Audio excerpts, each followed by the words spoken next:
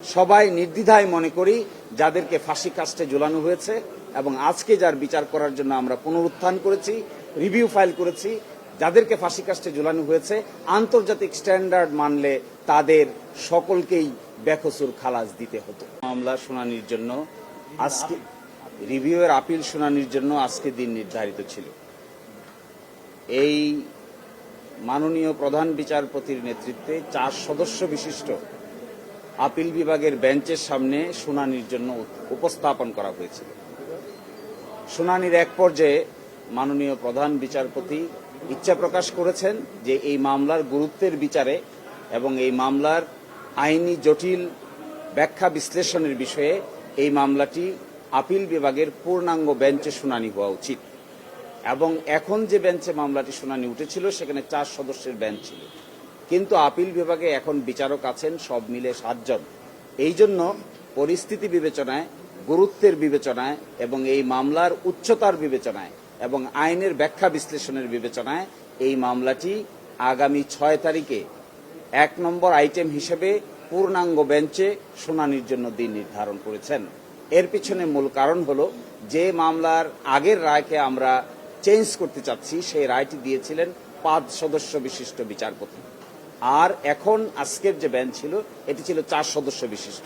এই জন্য এই মামলার নিষ্পত্তি নিয়ে ভবিষ্যতে কোনো ধরনের কোনো প্রশ্ন যেন উত্থাপন করা না হয় এবং সঠিকভাবে আইনি ব্যাখ্যা বিশ্লেষণ করে যেন এই মামলাটি নিষ্পত্তি করা যায়, এই জন্যই পূর্ণাঙ্গ বেঞ্চে আগামী 6 তারিখে গুরুত্বের বিবেচনায় কজ লিস্টে প্রথম হিসেবে রেখে এই মামলার শুনানি করার সিদ্ধান্ত নিয়েছেন। একটি কথা এখানে বলা প্রাসঙ্গিক বলে মনে করি, যেহেতু আগে জনাব কাদের মোল্লার মামলা দিয়েই আপিল বিভাগের নিষ্পত্তি শুরু হয়েছিল, এই মামলায় আমরা জনাব কাদের মোল্লা, জনাব মতিউর রহমান নিজামী, জনাব আলী হাসান মুজাহিদ, জনাব মীর কাশেম আলী, জনাব কামরুজ্জামান সহ সকলের মামলার অতীতের রায়ের ব্যাপারে প্রশ্ন উত্থাপন করা হয়েছে। এই জন্যই মাননীয় প্রধান বিচারপতি মনে করছেন যে এত বড় প্রশ্নের সমাধান করার জন্য সুপ্রিম কোর্টের পূর্ণাঙ্গ বেঞ্চ একসাথে বসে যদি এই সিদ্ধান্ত নেন তবেই এটা আইনের দৃষ্টিকোণ থেকে এবং ভবিষ্যতের দৃষ্টিকোণ থেকে এটি উত্তম হবে। এই বিবেচনায় আজকে 6 মে পরবর্তী শুনানির দিন নির্ধারণ করেছে। আমরা প্রশ্ন তুলেছিলাম যে আন্তর্জাতিক আইনের প্রযোজ্য হবে কি না, এই প্রশ্ন উঠেছিল জনাব কাদের মোল্লার মামলায়। সেই মামলায় তখনকার আপিল বিভাগ সিদ্ধান্ত নিয়েছিল যে আন্তর্জাতিক আইনের প্রযোজ্যতার কোনো প্রয়োজন নাই। আমরা এখন এসে বলছি এই যে প্রয়োজন নাই বলেছেন এটাকে আমরা রিভিউ করতে চাই। আমরা বলছি ফেয়ারনেসের জন্য, ন্যায় বিচারের জন্য আন্তর্জাতিক স্ট্যান্ডার্ডের প্রয়োজনীয়তা থাকতে হবে। এই জন্য প্রধান বিচারপতি সহ আপিল বিভাগ বলছেন এই প্রশ্নের জবাব দেওয়ার জন্য আমাদেরকে পূর্ণাঙ্গ আপিল বিভাগ বসেই এই সিদ্ধান্তটা নিতে হবে।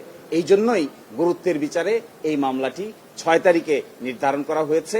আরেকটি ছোট্ট কথা এখানে বলা প্রয়োজন, আগামীকাল থেকে মাননীয় প্রধান বিচারপতি পূর্ব ঘোষিত ছুটির অংশ হিসেবে দেশের বাইরে থাকবেন। এই জন্য 6 তারিখকে ওনারা নির্ধারণ করেছেন 7 জন মাননীয় বিচারপতির সুবিধা অসুবিধা বিবেচনা করে।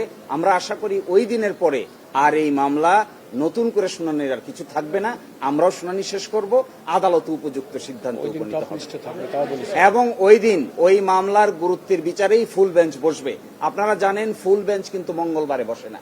এই মামলা শোনার জন্যই ফুল বেঞ্চ মঙ্গলবারে গুরুত্বপূর্ণ মামলা হিসেবে, সেনসিটিভ সংবেদনশীল এবং জাতীয়ভাবে ইম্পর্টেন্ট মামলা হিসেবেই, জাতীয়ভাবে গুরুত্বপূর্ণ সেনসিটিভ সংবেদনশীল কেস হিসেবেই এই মামলাটি শুধু শুনানির জন্যই 6 তারিখে আপিল বিভাগের পূর্ণাঙ্গ বেঞ্চ বসবেন।